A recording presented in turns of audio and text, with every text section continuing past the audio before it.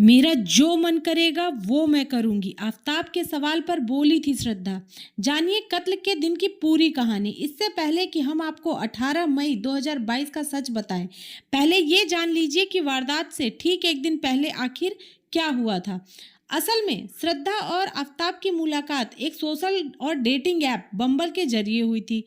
इसके बाद वो दोनों एक दूसरे के काफी करीब आ गए थे और फिर दोनों साथ रहने लगे थे। दिल्ली पुलिस ने श्रद्धा वॉकर मर्डर केस की जांच में दिन रात एक कर दिया।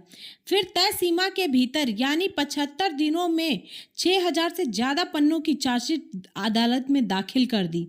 इस दौरान वो कहानी भी सामने आ गई कि वारदात के दिन यानी 18 मई को आखिर क्या हुआ था। उस दिन श्रद्धा और आफताब के बीच ऐसा क्या हुआ था कि उसने अपनी माशूका का कत्ल कर दिया। कत्ल तो किया ही था, साथ ही बेरहमी से उसकी लाश के टुकड़े भी कर दिए थे। आइए जानते हैं उस दिन की कहानी। इससे पहले कि हम आपको 18 मई 2022 का सच बताएं, पहले ये जान लीजिए कि वारदात से ठीक एक दिन पहले आखिर क्या हुआ था। असल में श्रद्धा और आफताब की मुलाकात एक सोशल और डेटिंग ऐप बम्बल के जरिए हुई थी। इसी के बाद वो दोनों एक दूसरे के करीब आ गए थे और फिर दोनों साथ रहने लगे थे। कुछ वक्त बाद वे दोनों मुंबई छोड़कर दिल्ली आ गए थे। आफताब की जॉब भी दिल्ली में लग गई थी। वो ऐप दिल्ली आने के बाद भी श्रद्धा वॉकर के मोबाइल में मौजूद था। वो अब भी इसका इस्तेमाल करती थी। इसी दौरान उस एप्लीकेशन के जरिए उसकी मुलाकात हरियाणा के गुरुग्राम में रहने वाले एक शख्स से हुई थी। बस यही वो शख्स था जिससे मिलने के लिए 17 मई 2022 को श्रद्धा गुरुग्राम जा रही थी। वो उस दिन सुबह ही घर से निकल गई थी।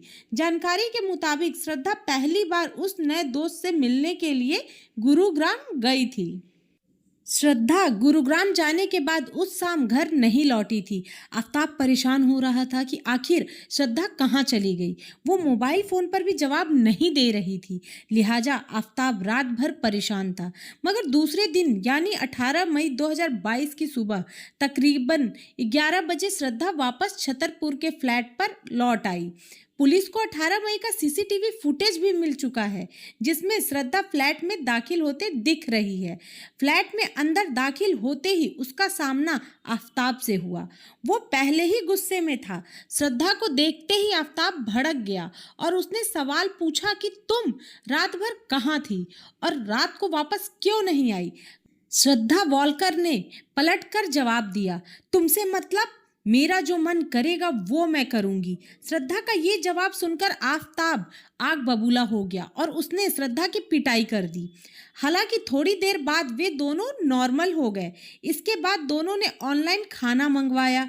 शाम हो चुकी थी, लेकिन खाना खाने से पहले ही आफताब एक बार फिर रात को वापस न लौटने को लेकर श्रद्धा पर भड़क गया। दोनों झगड़ा करने लगे। तभी आफताब श्रद्धा को नीचे गिराकर उसकी छाती पर बैठ गया और गला दबाकर उसकी हत्या कर दी। सूत्रों से मिली जानकारी के मुताबिक 18 मई को श्रद्धा का कत्ल करने के बाद आफताब सोचने लगा कि श्रद्धा की लाश को कैसे और कहां ठिकाने लगाया जाए। इसके बाद उसने लाश को बैग में रखकर हिमाचल प्रदेश में ले जाकर ठिकाने लगाने का प्लान बनाया था। उसने सोचा कि वो श्रद्धा की लाश को बैग में डालकर हिमाचल ले जाएगा और वहीं लाश को ठिकाने लगा देगा। इसके बाद आफताब 1200 रुपए का काले रंग का एक बड़ा बैग खरीद कर ले आया। आफताब ने कुछ ट्रैवल एजेंट को कैब बुक करने के लिए फ़ोन कॉल भी किए, मगर उसी दौरान आफताब ने सोचा कि अगर वो बैग में लाश को लेकर जाता है तो दिल्ली से हिमाचल जाते वक्त जगह जगह पर चेकिंग होती है।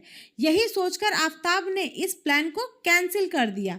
आफताब के उसी फ्लैट में जहां एक तरफ श्रद्धा की लाश पड़ी थी, वहीं बैठकर वो लाश को ठिकाने लगाने के बारे में सोचता रहा। तभी उसे ख्याल आया कि वो अपने दोस्त बद्री की छत पर जाकर सिगरेट पीता था और वहां छत से जंगल दिखाई देता था। बस उसी वक्त आफताब ने तय किया कि वो अब लाश के टुकड़े करेगा और टुकड़ों को जंगल में फेंकेगा। इसके बाद उसने तेज धार हथियारों का इंतजाम किया। फिर आफताब ने उसी रात फ्लैट के बाथरूम में लाश के टुकड़े किए। उसने लाश के टुकड़े बेहद छोटे छोटे किए थे ताकि अगर वो किसी को मिल जाए तो वो टुकड़े इंसान के ही हैं, इस बात का शिनाख्त करना आसान न हो। इतना ही नहीं, उंगलियों और नाखून को उसने अलग अलग करके जला दिया था। ये सब आफ्ताब ने पुलिस के सामने खुद कबूल किया है। एक तरफ श्रद्धा की हत्या के बाद आफ्ताब किस्तों में उसकी लाश के टुकड़े फेंकता रहा, तो दूसरी तरफ उसने श्रद्धा के मोबाइल फोन का इस्तेमाल करके श्रद्धा को लोगों के बीच जिंदा रखा था। जांच में पता चला कि श्रद्धा की हत्या के बाद आफ्ताब श्रद्धा का मोबाइल फोन इस्तेमाल कर रहा था। श्रद्धा के मोबाइल पर कोई कॉल आती तो आफ्ताब उस कॉल को रिसीव करके छोड़ देता था।